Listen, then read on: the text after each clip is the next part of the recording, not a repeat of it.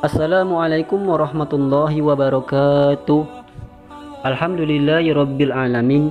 Wassalatu wassalamu ala asrafil anbiya'i wal mursalin wa ala alihi wa sahbihi ajma'in. Amma ba'du. Sahabat beriman yang dimuliakan Allah Subhanahu wa taala, ada beberapa golongan yang masuk surga dengan sangat cepat, bahkan tanpa melalui perhitungan amal. Semua malaikat yang melihatnya dibikin takjub. 3 golongan yang cepat masuk surga ternyata bukan seorang nabi, bukan pula seorang ulama, tetapi orang biasa yang memiliki kelebihan di hadapan Allah Subhanahu wa taala.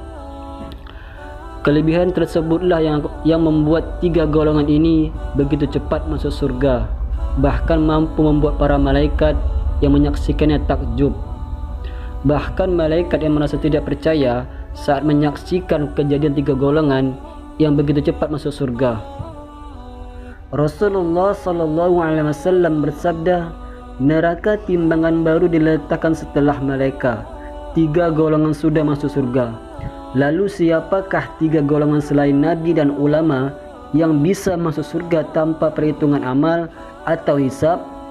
Berikut ini 3 golongan yang begitu cepat masuk surga padahal belum dihisab. Yang pertama, orang yang sabar saat teraniaya. Sebelum neraka pertimbangan amal digunakan untuk menghitung amal perbuatan manusia, tiba-tiba ada malaikat yang memanggil, di mana pemilik keutamaan. Mendengar panggilan tersebut, beberapa orang berdiri dengan mudah dan berjalan dengan sangat cepat. Malaikat merasa takjub melihatnya. Tak kala malaikat bertanya, "Apa keutamaanmu?" Mereka menjawab, "Aku sabar saat dizalimi dan memaafkan saat ada yang berbuat buruk dan mencaci. Silahkan masuk, maka inilah sebaik-baik pahala bagi orang yang beramal baik," ucap malaikat. Lalu yang kedua, orang sabar saat terima musibah.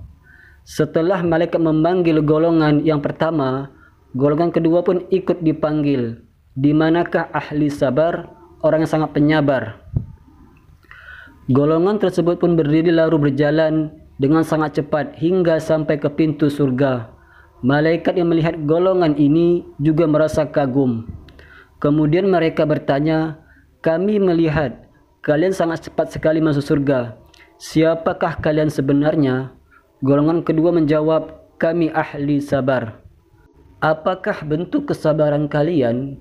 tanya malaikat. "Kami sabar dalam menerima semua musibah yang Allah berikan kepada kami." "Silahkan, masuklah ke dalam surga," kata malaikat mempersilahkannya. Lalu yang ketiga, saling mencintai. Selanjutnya malaikat memanggil golongan yang ketiga. Di manakah orang-orang yang saling mencintai untuk menggapai ridha Allah Subhanahu wa taala? Mereka semua berdiri dan berjalan dengan sangat cepat menuju surga. Seperti halnya golongan pertama dan kedua, malaikat merasa takjub pada golongan ini. Saat bertemu malaikat, mereka pun ditanya, "Kami melihat kalian sangat cepat masuk surga.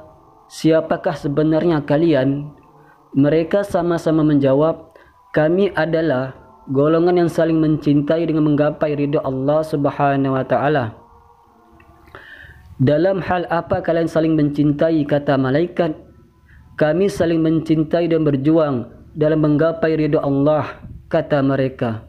"Silahkan, masuklah ke dalam surga," ucap malaikat mempersilahkan. Sahabat beriman yang dimuliakan Allah Subhanahu wa taala, itulah golongan yang paling cepat masuk surga sebelum dihisab. Mereka bukan nabi, wali ataupun ulama, namun orang biasa yang memenuhi 3 kriteria tersebut. Semoga kita menjadi salah satunya agar masuk surga tanpa dihisab. Wallahu a'lam bishawab. Semoga apa yang saya sampaikan bermanfaat. Jika ada kata-kata yang salah, mohonlah dimaafkan. Singkat cerita, wassalamualaikum warahmatullahi wabarakatuh.